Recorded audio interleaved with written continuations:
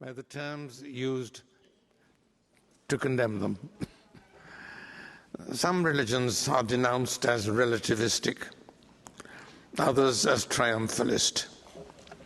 The relativist view might be summed up in this way. Mankind has invented many different languages to talk to each other. In the same way, they have invented many different religions to talk to God. God understands them all equally well. That is, with minor modifications, I think, the general point of view of most of the religions of the world, quite specifically including the Jewish religion, which tells us in the Talmud that the righteous of all faiths and communities have a place in heaven, provided that they observe the basic moral rules. The other view is the triumphalist view, which would run something like this. We who follow this religion are the fortunate recipients of God's final message to humanity, after which there is no more. And it is our duty to bring that final and exclusive truth to all humanity, not to keep it selfishly to ourselves, like the Jews, but to share it with everyone else, removing what obstacles there may be in the way. There are, I think, only two religions at the present time to which this description applies: Christianity and Islam. And the long conflict between the two, extending over more than 14 centuries, the classical example of what has come to be known as the clash of civilizations, arises much more from their resemblances than from their differences. Christians and Muslims have always been able to communicate. When, even in the high Middle Ages, they could have disputations, the places where they met in the Mediterranean area. When a Christian said to a Muslim, or a Muslim said to a Christian, "You are an infidel and you will burn in hell," each knew exactly what the other meant, because they meant exactly the same thing. Their heavens are somewhat differently appointed, but their hells are virtually identical. Christianity and Islam are two closely related religions, historically consecutive. In the Muslim perception, Islam is the final revelation in a series of revelations of which Judaism and Christianity are earlier superseded phases. Excuse me.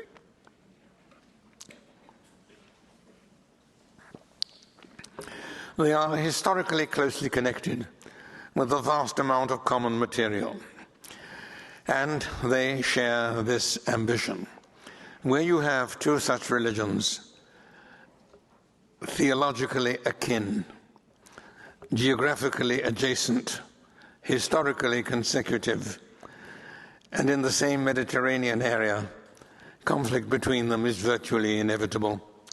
And it began with the very advent of Islam and has considered with interruptions ever since. Those of you who have been to Jerusalem will certainly have visited the Dome of the Rock, the oldest Muslim religious structure outside Arabia. And in the dome are a lot of Arabic inscriptions, Quran verses and others, which say, "He is God one, alone, he has no companion, he does not beget, he is not begotten." This is clearly a polemical statement against certain basic Christian doctrines. The same formulae appeared on the gold coinage struck by the commanders of the faithful at that time. And this, as I said, began this long continuing struggle of successive phases of jihad and crusade and counter-crusade and counter-jihad through the centuries.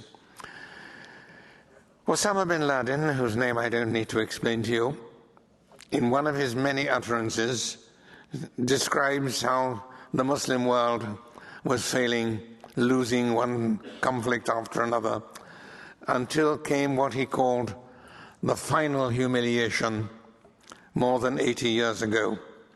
He didn't say what it was, and this immediately sent the Middle East experts scuttling to find out. the younger ones to their laptops, the older ones to the reference libraries. And they came up with a wide variety of answers. Some even suggested that it was the Balfour Declaration. Among his own followers, there was not the slightest doubt or ambiguity. He was talking of 1918, the final defeat of the Ottoman Empire, the last of the great Muslim empires that had succeeded one another, its capital occupied, its ruler deposed, its provinces partitioned, and in the years that followed, almost the whole of the Muslim world came under the rule of one or other of the European imperial powers, France, Britain, the Netherlands, and Russia being the most important. Even those countries that managed to retain a precarious independence were overshadowed and threatened and had great difficulty in maintaining it. That is how he and many Muslims saw that final, until that time, final phase of the struggle. Let me go back to the nature of religion. And I said, and I would stand by this, that Christianity and Islam are basically religions of the same kind as compared with Judaism or Hinduism or the religions of the Far East and so on. But there is a significant difference between them, very relevant at the present time. In speaking of the Christian world, we use two different words. Christianity, meaning a religion in the strict sense, a system of belief and worship and some ecclesiastical organization. And we use a different word, Christendom, meaning the whole civilization, which grew up under the aegis of that religion, which is in many ways shaped by that religion, but which nevertheless contains elements that are not part of that religion, or may even be hostile or contrary to that religion. Let me illustrate that with a simple example. No one could seriously assert that Hitler and the Nazis came out of Christianity, but no one could seriously deny that they came out of Christendom. Now, in speaking of Islam, we, and overwhelmingly the great mass of the Muslims, use the same word. Islam, meaning the religion in the strict sense, and meaning the whole civilization. In modern Turkey, they have found a way of distinguishing lexically between the two, but this is exceptional. Now, the late Professor Marshall Hodgson of Chicago University offered us the word Islamdom, but it didn't catch on, possibly because it's rather difficult to pronounce.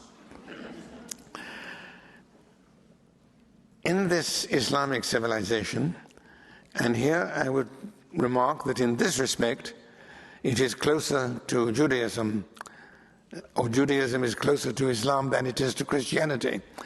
Religion embraces a great deal besides belief and worship. It covers all aspects of private and public life. The Muslim holy law, the Sharia, is a more or less approximate equivalent of the Jewish halakha. The idea of a religion of law, of divine eternal law, is shared by the two.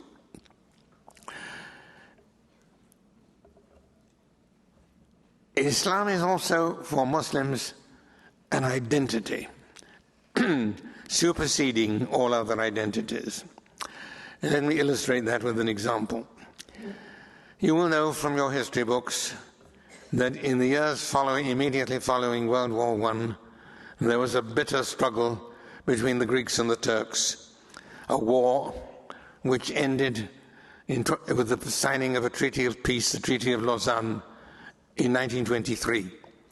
And one of the terms of the Treaty of Lausanne, the supplement between Greece and Turkey, provided for an exchange of populations. The Greek minority in Turkey were to be sent to Greece, the Turkish minority in Greece were to be sent to Turkey. That's how the history books tell the story, an exchange of Greeks and Turks. But if you look more closely, you will find it something rather different. The actual text of the Treaty of Lausanne, which was signed by the Greek and Turkish governments, speaks of an exchange between Turkish subjects of the Greek Orthodox faith and Greek subjects of the Muslims.